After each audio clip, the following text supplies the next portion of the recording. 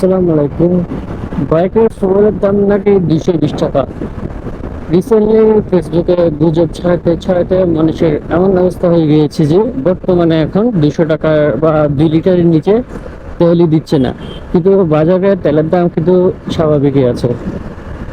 মানে যখনই গুজব ছড়ালো যে তেলের দাম 220 টাকা, প্রত্যেকটা ফুয়েল পাম্পে এমন ভিড় যে যাদের সাধারণত মানুষের তেল লাগছে, যেখানে অল্প তেল লাগে বা যাদের এমনি সচরাচর তেল লাগে তারাও কিন্তু আর ফুয়েল নিতে পারছে না।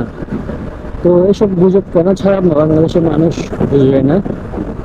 মানে কোনো একটা কিছু করলেই জন্য হুমড়ি খেয়ে পড়ে সবাই। যেমন কয়েকদিন আগে সয়াবিন তেল বা পেঁয়াজের দাম যখন বেড়েছে, 1 টাকা 2 টাকা বেড়েছে এরকম শোনা গেল, তখন কিন্তু সবাই হুমড়ি খেয়ে যাদের 1 কেজি জীবনও কিনে নেয় বা যারা 2 কেজির বেশি কিনে নেন, তারা কিন্তু 10 থেকে 20 কেজি এভাবে নিয়ে নিয়ে তাদের বাজারে কিন্তু সংকট ফেলে দিয়েছে। তো এরকম যখন সংকট হয়, বাজারে জিনিসটার দাম এমনিতেই বেড়ে যায়।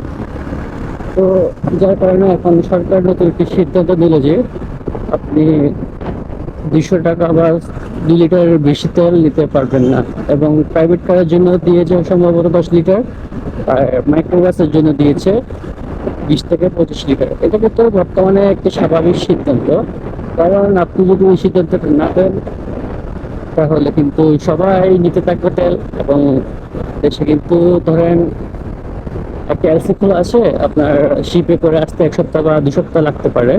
তো ততদিনে যদি সবাই ফুয়েল লোড করে নেয়, বাজারে কিন্তু তেল সংকট হয়ে যাবে। তখন কিন্তু এমনিতেই সবাইকে বসে থাকতে হবে।